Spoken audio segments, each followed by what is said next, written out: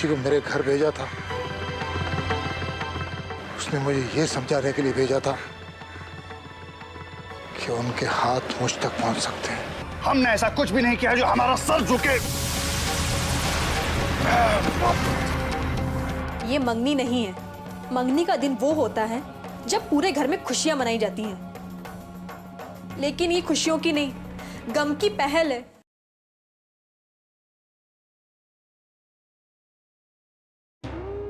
मातृवसु, मैं तुझे ऐसे रोते हुए नहीं देख सकती।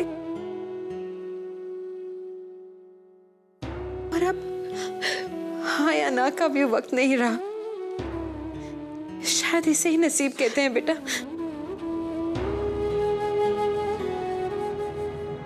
मैं इस मजबूरी को नसीब मान के चुप नहीं रह सकती माँ। आज मुझे मजबूर करके ये मंगनी तो कराई जा रही है, लेकिन इस मंगनी का अंजाम क्या होगा आप अच्छी तरीके से जानती हैं। ऐसा मत कह वसु, मैं जानती हूँ तेरे दिल पर क्या गुजर रही है, लेकिन शायद ये सब कुछ सहन करना ही औरत की नियति है। कल भी यही होता था और आज भी यही होता है। वजह चाहे जो भी बने, खुशियों की कुर्बानी औरत को ही देनी पड़ती। कल को इस मंगनी को खानदान की इज्जत से जोड़ के देखा जाएगा, लेकिन क्या उन्हें इस बात का एहसास है? अपने खानदान की इज्जत को खुद ही सरेआम नीलाम करना चाहते हैं। कल क्या होगा पता नहीं, लेकिन आज इस मंगनी के लिए तू भी मजबूर है और मैं भी। जब ये मंगनी होनी ही है वसु, तो ये गहने और कपड़े तुझे पहनने ही होंगे। धन्ना जी कह रहे थे तूने उनसे वादा किया है कि इस मंगनी में तो कोई भी विघ्न नहीं आने देगी। तू चाहे जितना भी विरोध करे वसु, लेकिन मैं जानती हूं तुझे ये गहने और कपड़े पहनने ही होंगे।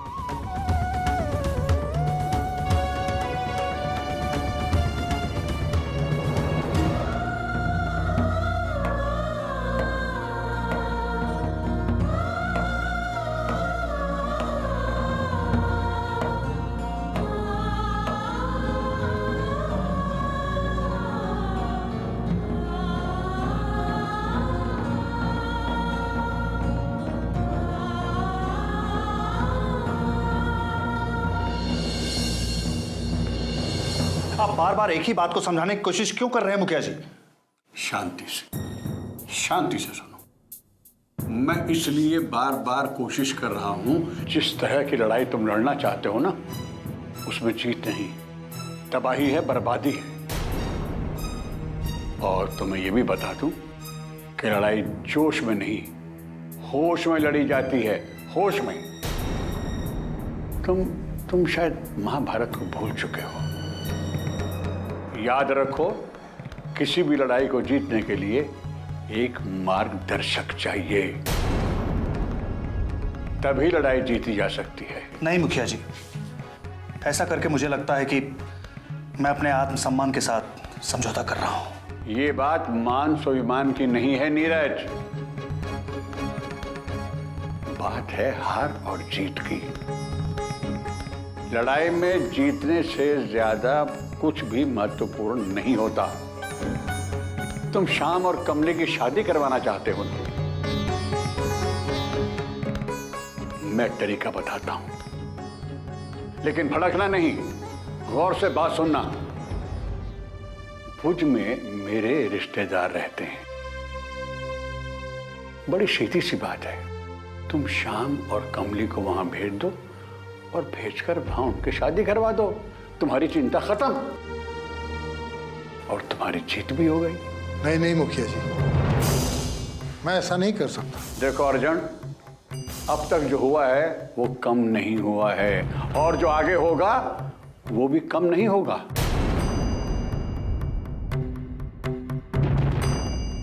अक्लमंदी से काम ले, अपनी बेटी की जिंदगी के लिए तू समझौता कर ले। तेरी बेटी की जिंदगी आबाद हो जाएगी। लेकिन मुखिया जी, फिर भी बात वहीं खत्म तो नहीं होगी ना? बेटा, समय बहुत बलवान है। समय के साथ साथ सब बातें, सब कड़वाहट खत्म हो जाती है। अगर श्याम और कमली की शादी भुज में हो जाएगी तो दादी माँ के अहंकार को ठेस नहीं लगेगी और फिर बाद में आहिस्ता आहिस्ता मैं उन्हें समझाने और मनाने की कोशिश करूंगा।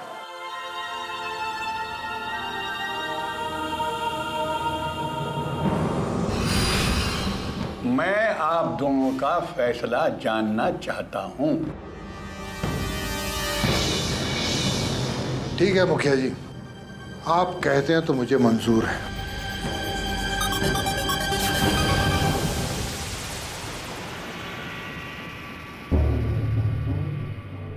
क्या हुआ अनुज?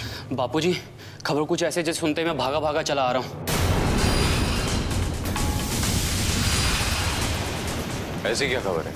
आज रात को श्याम और कमली गांव छोड़कर भाग जाने वाले हैं। क्या? आज रात को वो लोग भुज जाएंगे और वहाँ शादी कर लेंगे। ये गद्दी के फैसले की खिलाफत है धन्ना।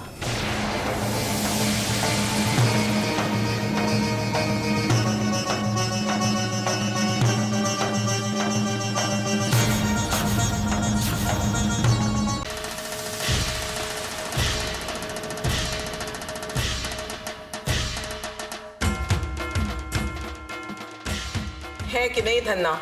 जी मां। अगर एक बार हमने किसी को ऐसा मौका दिया तो समझो हम खत्म हो गए। अगर कमली श्याम के साथ भागने में कामयाब हो गई तो क्या हमारे गांव की इज्जत नहीं जाएगी? क्या दूसरे गांव के लोग हमारे गांव पर उंगली नहीं उठाएंगे कि इस गांव की विधवाएं भागकर दूसरे गांव जाकर शादी कर लेती हैं? अगर ऐसा हुआ तो ये एक नई और गलत परंपरा शुरू हो जाएगी। हमारे गांव की विधवाएं दूसरे गांव में जाकर शादियां करेंगी।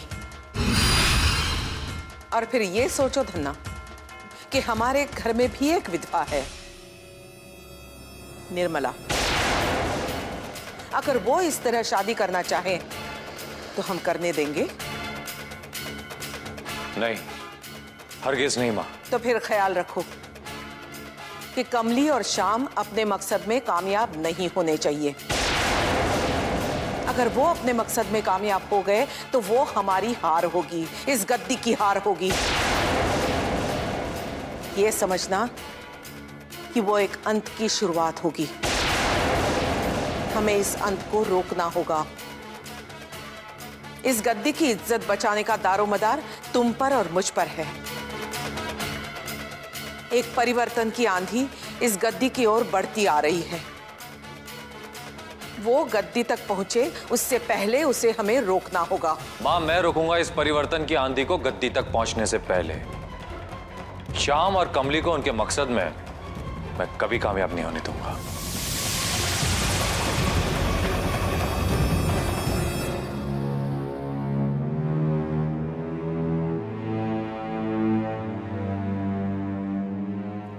कहिए।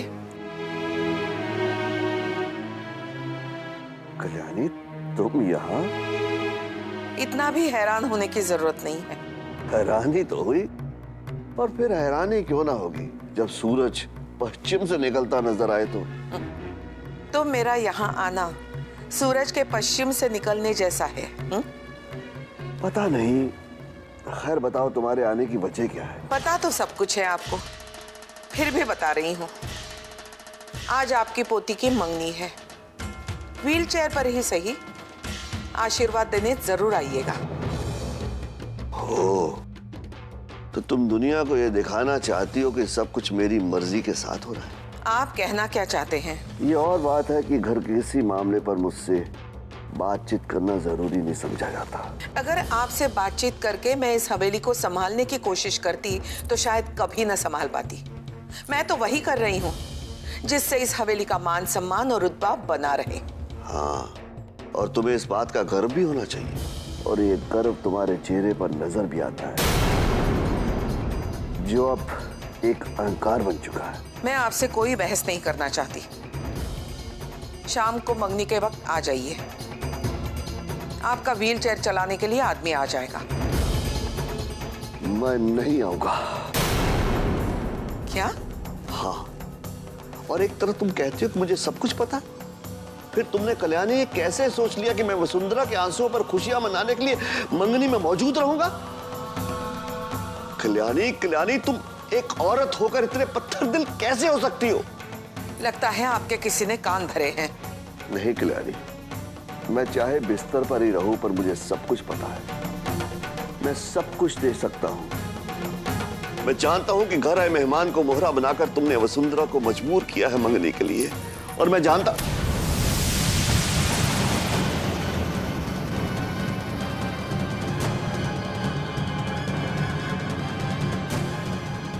काश काश तुम्हारे फैसलों पर गर्व कर पाता कल्याणी। क्या सोचना नीरज, सोचने जैसी हालत ही नहीं रही। मुखिया जी के कहने पे हमने फैसला तो कर लिया है, और क्या हमारा ये फैसला सही है? सोच तो मैं भी यही रहा हूं, लेकिन जब एक बार फैसला ले लिया तो ले लिया, फिर पछतावा कैसा? तुम्हारी बात ठीक है नीरज, मगर क्या ये बात हवेली से छिपी रह पाएगी? अभी तक तो छिपी हुई ही है ना। हर बार जरूरी थोड़ा ही है कि हर कदम के बारे में उन लोगों को जानकारी हो जाए। इस बार वो इतिहास नहीं दोहराया जाएगा चाचा। डर तो इसी बात का नीरज कि कहीं इतिहास दोबारा न दोहराया जाए। अपनी बेटी की जिंदगी आबाद करने के चक्कर में कहीं मैं अपनी बेटी को न खो दूं। आपके इस डर की वजह सिर्फ एक बाप का प्यार है। आप कमली से बहुत प्यार करते हैं ना। दुनिया में ऐसा कौन सा बाप है जो अपनी बेटी से प्यार नहीं करता होगा? बस चाचा, इसी बात पर कायम रहना। आपको कमली के प्यार का वास्ता। कमली का प्यार आपको अपने फैसले से हिलाने की कोशिश जरूर करेगा। कमली की जिंदगी को आबाद करने के लिए आपको अपना फर्ज निभाना होगा। कमली को श्याम के साथ विदा करके आप बाप के फर्ज से मुक्त हो जाएंगे। हाँ चाचा, और आपके दिल को तसल्ली भी होगी चाचा कि कमली की जिंदगी आबाद हो गई। हाँ नीरज, मगर किसी भी तरह हवेली तक ये खबर ना पहुंचे। मां वसुंधरा की मंगनी की सारी तैयारियां हो चुकी है। हम इतनी धूमधाम से वसुंधरा की मंगनी करेंगे कि सारा गांव दिखता रह जाएगा। नहीं धन्ना, सबको मना कर दो। हमें वसुंधरा की मंगनी सादे ढंग से करनी है। क्यों मां? गांव का माहौल ठीक नहीं है। भीड़ भड़क्का देखकर वसुंधरा कहीं बागी न हो जाए, इसलिए सबको मना कर दो। हम वसुंधरा की सगाई सादे ढंग से करेंगे। लेकिन मां, हम लड़के वालों को क्या कहेंगे? लड़के वालों को पहले ही खबर भिजवा दो। तुम्हारे बापूजी की तबीयत ठीक नहीं है, इसलिए हम वसुंधरा की मंगनी सादे ढंग से कर रहे हैं। ठीक है मां।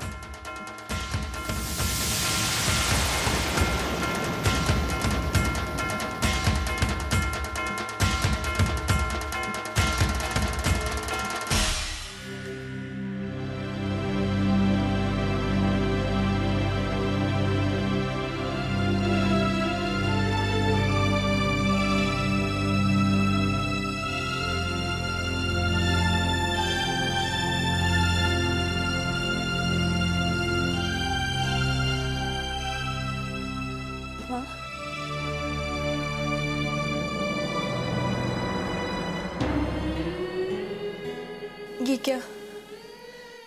सजने के लिए तो आप ही ने मुझे तैयार किया था ना, फिर आपकी आंखों में ये आंसू, इसका क्या मतलब समझूं मैं माँ? मैं चाहकर भी इन्हें नहीं रोक सकती, शायद इसलिए बहे जा रहे हैं, लेकिन इनका मतलब तो मैं भी नहीं जानती। आंसुओं के तो दो ही मतलब होते हैं माँ, या तो गम में आते हैं या खुशी में। आपके इन आंसुओं का क्या मतलब समझूं मैं?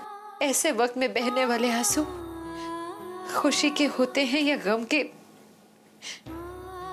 ये आज तक ना ही कोई समझा है और ना ही समझा सकता है।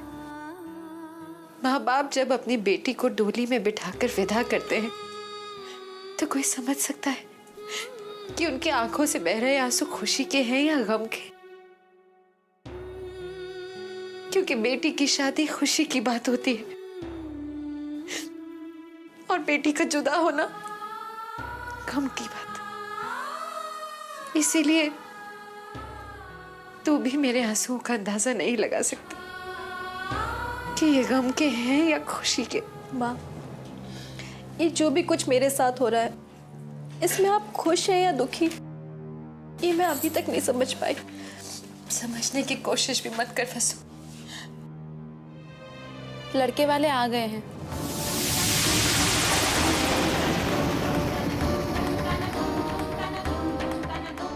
क्या? जी छोटी माँ, दादी माँ आप लोग दोनों को नीचे बुला रही है। चल वसु।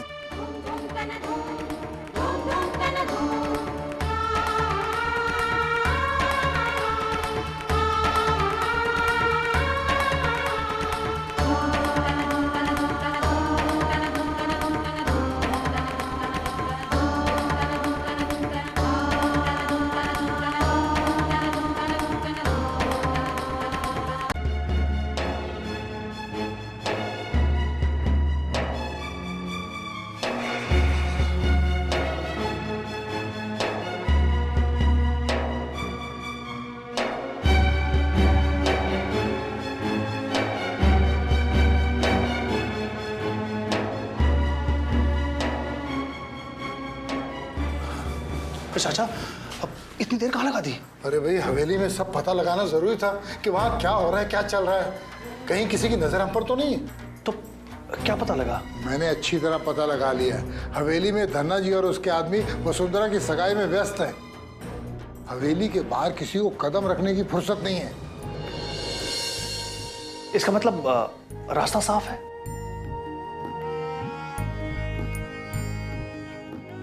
हाँ नीरज, कमली को इस गांव से बाहर भेजने का बहुत ही सही वक्त चुना है तुमने।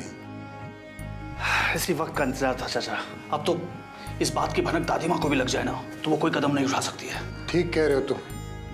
चलो जल्दी से निकलते हैं, 8 बजे की बस है, कहीं निकल ना जाए। श्याम, मैंने मुखिया जी से बात कर ली है। उन्होंने अपने रिश्तेदारों तक खबर पहुंचा दी है। तुम लोग कल सुबह जो ही भोज उतरोगे, वहां उनके रिश्तेदार तुम्हें लेने के लिए आ जाएंगे। जी भैया। सारी तैयारियां हो चुकी हैं। कल रात तुम लोग वहां पहुंचोगे और सुबह तुम दोनों के मंदिर में शादी हो जाएगी।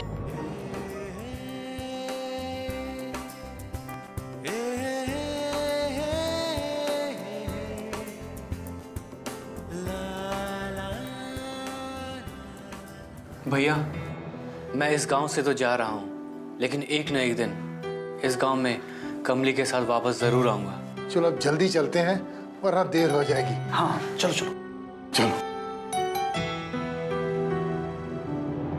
वसुंधरा, हाथ खुले बेटा। आज दादी माँ के सामने और ईश्वर को साक्षी मान करके हमने रुपया और नारियल वसुंधरा को दे दिया है। आज से वसुंधरा हमारी और विक्रम आपके हुए।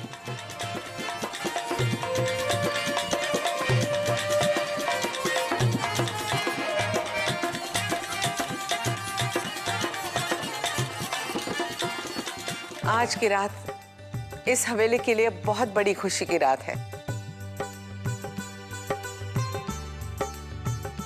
आप सब हमारे लिए खुशी की सौगात ले आए हैं, लेकिन परंपराएं इस हवेली की भी हैं। हमने भी कुछ भेंट सौगातें रखी हुई हैं।